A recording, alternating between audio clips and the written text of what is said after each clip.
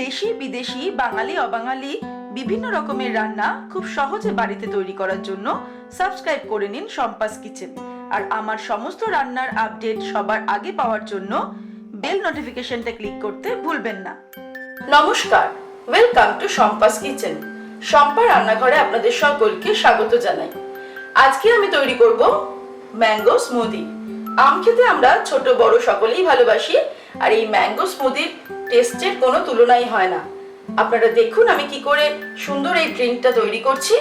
আমার রেসিপিটা ভালো লাগলে অবশ্যই রেসিপিটাকে লাইক করুন, শেয়ার করুন। তাহলে চলুন সময় নষ্ট না করে তৈরি করে ফেলি সকলের প্রিয় ম্যাঙ্গো স্মুদি।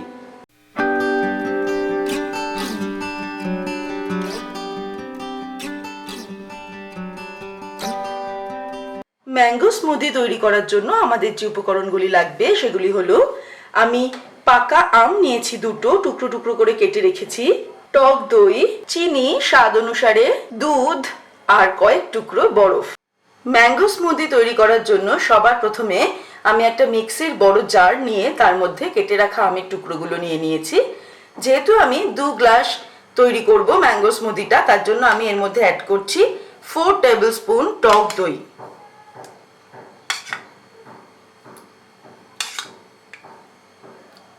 এরপর আমি অ্যাড করব চিনি।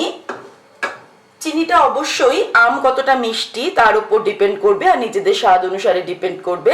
আমি এখানে 4 টেবিল স্পুন চিনি নিয়েছি, দিয়ে দিলাম। এবারে আমি এর মধ্যে দিয়ে দেব দুধ।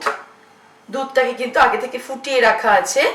আমি প্রথমে হাফ কাপ আমি দুধ দিয়ে দিলাম, আর দিয়ে দিচ্ছি 4-5 টুকরো বরফের স্লাইস। এবার এটাকে আমি খুব ভালো করে ব্লেন্ড করে নেব। এবারে আমি দুটো গ্লাস নিয়ে নিয়েছি। ঠান্ডা ঠান্ডা ম্যাঙ্গো স্মুদি আমি সার্ভ করে দেব। ব্লেন্ড করার সময় কিন্তু আমি আরো হাফ কাপ দুধ এর মধ্যে অ্যাড করেছি।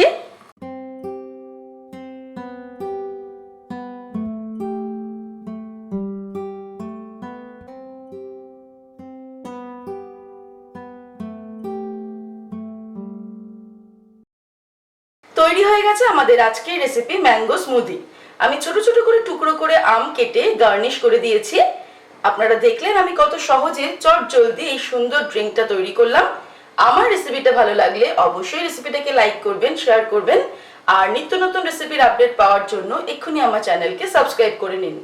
সুস্থ থাকবেন, ভালো থাকবেন। আমি আবার হাজির হব নতুন নতুন রেসিপির সঙ্গে। নমস্কার।